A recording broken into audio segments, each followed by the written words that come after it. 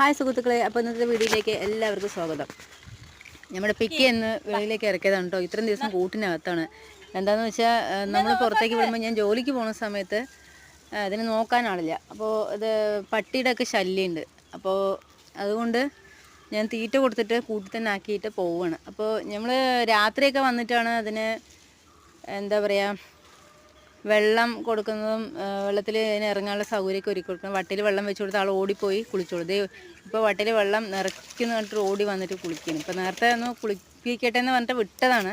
ഇന്നിപ്പോൾ ഞായറാഴ്ച ആയതുകൊണ്ടൊക്കെ ഒഴിവല്ലേ. അപ്പോൾ അതുകൊണ്ട് ഇന്ന് ഒന്ന് വെള്ളത്തിലിറങ്ങി കുളിച്ചോട്ടെ പകൽ വെളിച്ചത്തിൽ എന്ന് പറഞ്ഞിട്ട് വിട്ടതാണ്. ആൾ നല്ല ഉഷാറായി ഓടിപ്പോയി കുളിക്കണം.